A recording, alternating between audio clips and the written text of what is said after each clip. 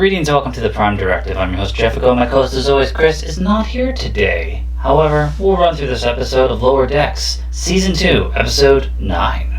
I can't believe we all have the day off. What should we do, Strategema tournament? Oh, I can't. Dr. Tawny invited me to a thing on the holodeck. I really need to get on her good side. I can't tell if she likes me or if she makes that face at everyone. Oh, okay. This episode starts out with a 12-hour warp trip, so everybody's just killing time to have the day off. Some of them are dressing up in their Renaissance things, going to holodecks. Others are trying to buddy up with command crew.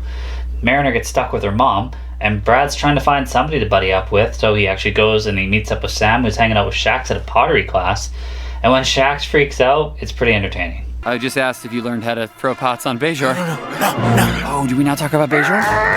You think I had time for anything other than resisting? Fighting fascism is a full-time job! And he's hanging out with Cat Doctor, so Brad's still on his own, and he ends up hanging out with Jack and a few of his other Hawaiian friends. And they're gonna go do some surfing. Later we find out that none of them are Hawaiian. They all just did that to belong to something. Like Jack wanted to impress his first officer back when he was raised in the ranks, and the others just want to hang out, and they're all just, they're not Hawaiian, but they are from moon bases.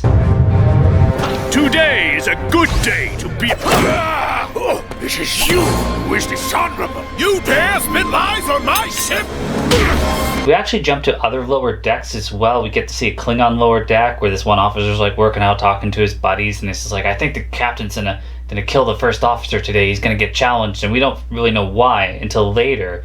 And then this little young Klingon lower deck kid is just like tagging along with the captain. He's impressing him, and eventually he becomes his first officer, because a lot easier on a Klingon ship. You are a true Klingon. You may be smaller and weaker and slower and smaller than my other officers, but you have a warrior's spirit. But then we learn that that Klingon captain is the one that's been supplying the Packlet with weapons, the Peruvian bomb, which they were supposed to set off on Earth, but they tested it on an asteroid, which sent on anomaly readings, and even this lower deck's Vulcan ship ends up seeing that. Anomalies, by definition, are strange. Something about this feels off. Feels off? You have been spoken to about this before, T'Lyn. It is illogical to ignore something of statistical significance. And the captain's ignoring it, but we get this rebellious young lower decks Vulcan girl, T'Lyn, and everybody's trying to tell her that she doesn't fit in because she's using emotional responses, but she's using logic to back up those emotional responses. She even gets told that she has to meditate for 2 days because she's being a little rebellious. But she's actually working on a project that's going to boost shield strength, which comes in handy later when they get under attack with the Packlet thing. And I love the Packlet ship because it's made up of different ships. You see the Romulan ship in there. We got a good closer view of it. And you see other ship designs that are built into this giant Packlet ship, which is kind of what they do.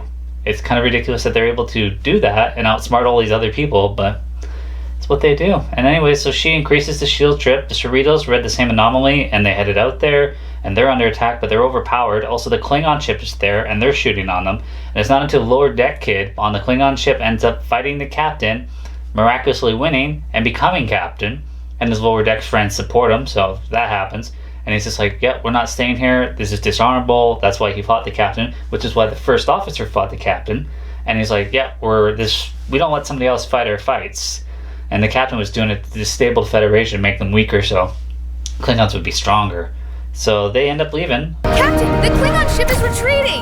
Well then, let's give the Packlets a taste of their own mushrooms. Yes, sir!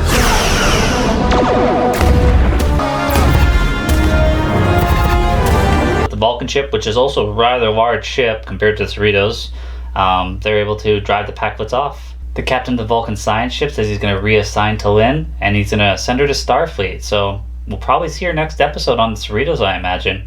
Maybe not, but it's a good chance. At one point we even see a Packlet lower decks, which is just them sitting around kind of not doing anything, which is what you'd expect. At the very end of this episode, we get a Borg lower decks. Once they ended the episode, they zoom in on this Borg ship and was like, oh, I know what we're getting. And they're all just sitting there regenerating. It was pretty funny.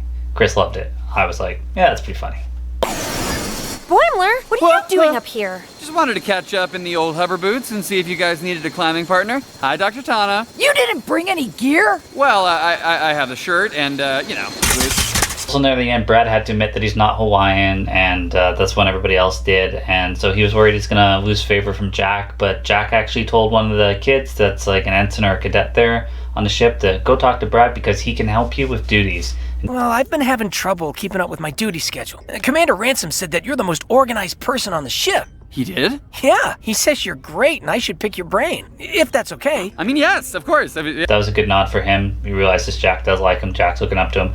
So we're actually really doing a good job building that up because Brad's got the command officer that believes in him. Probably one of my favorite things was the fact that we actually explained this Packlet threat and like what they were planning and how it's happening. So there's actually a story from last season that carried over to this season, went all 9 episodes, and we actually found out the reason of like why the Packlets are doing this and how they're doing it. But now they don't have that support from that one Klingon ship. I would imagine you'd need more than one Klingon ship supplying you with weapons and stuff, but the bomb, yeah, one Klingon ship. But I don't know. We'll see.